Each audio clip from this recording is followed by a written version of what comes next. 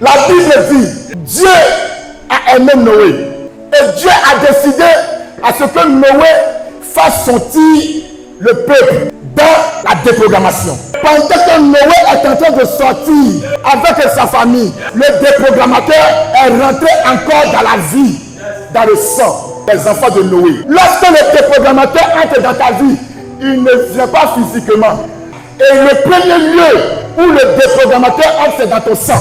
Lorsqu'il y a le déprogrammateur dans ton sang, tout ce que tu vas faire n'aboutira jamais. Dieu veut que tu ailles à gauche, mais le déprogrammateur t'amène à droite. Dieu veut que tu ailles à droite, le déprogrammateur t'amène à gauche. Pour ne pas que tu atteignes la destinée que Dieu a prévue pour toi. Quelle identité ton sang porte? Quelle information que ton sang a? Dans ta famille, qu'est-ce que ton sang dit? Jésus a dit tu vas réussir, tu vas prospérer. Mais dans ta famille, on dit on ne peut pas prospérer. On ne peut pas toucher 1 million. On ne peut pas toucher 2 millions. On ne peut pas toucher 3 millions. Et tu luttes dans la vie, ça ne va pas. Le déprogrammateur. Dieu ne t'a pas racheté pour que tu vives la même situation, pour que tu demeures dans la misère, pour que tu passes ta vie dans les problèmes. Dieu ne t'a pas racheté pour ça. Il t'a racheté pour que tu vives pour sa gloire. Alors moi je sais une chose. Celui qui vit pour la gloire de Dieu a la main de Dieu sur lui. Celui qui vit pour la gloire de Dieu va toucher de l'or. Il va toucher les biens de ce monde. Qui a déprogrammé ton voyage? Qui a déprogrammé ton mariage? Qui a déprogrammé tes finances? Ton élévation? Qui l'a fait? C'est un sorcier? C'est un franc-maçon? C'est l'autel de la pauvreté de ta famille qui a déprogrammé sur l'autel de Jésus-Christ. Tout est réuni sur l'autel de Jésus-Christ. Si ils t'ont déprogrammé, lorsque tu viens ici, tu es reprogrammé. Lorsque tu arrives ici, tu es reprogrammé. Tu récupères les affaires. Mais est-ce que quand tu arrives ici, tu viens dans le but d'être reprogrammé ou bien tu viens t'asseoir pour regarder tout ce qui se passe? Le déprogrammateur peut être un membre de ta famille. Le déprogrammateur peut être ton ami. Il y a des personnes, lorsque tu veux faire quelque chose, tu vas le voir pour dire non, voici mon projet. Elle va te décourager. Quand tu penses que ça a réussi, non, ça là, c'est pas le moment. Il faut laisser tomber. Il faut atteindre un peu d'abord. C'est un déprogrammateur. Si tu vois dans ta vie que tu as des personnes autour de toi qui ne t'aident jamais à avancer, sache que c'est un déprogrammateur. C'est la destinée de Dieu qui te concerne.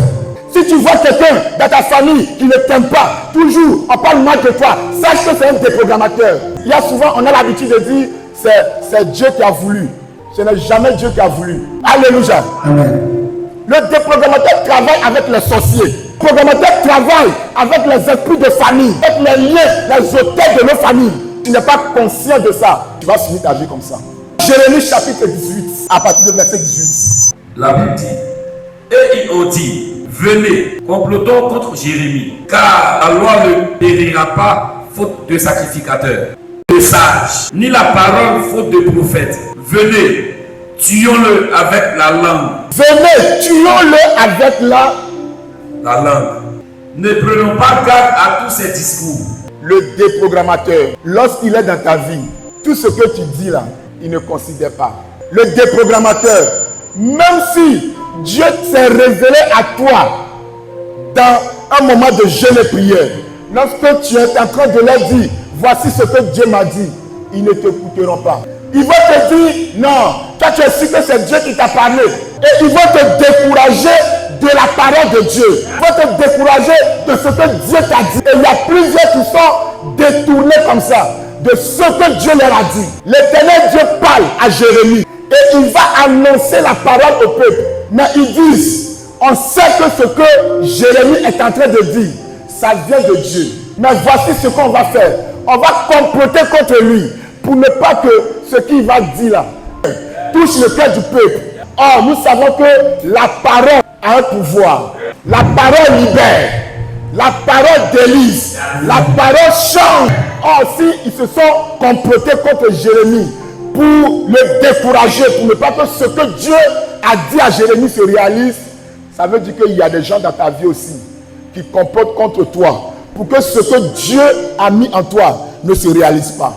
En action, ils complotent contre toi. Tout complot contre toi va échouer au nom de Jésus.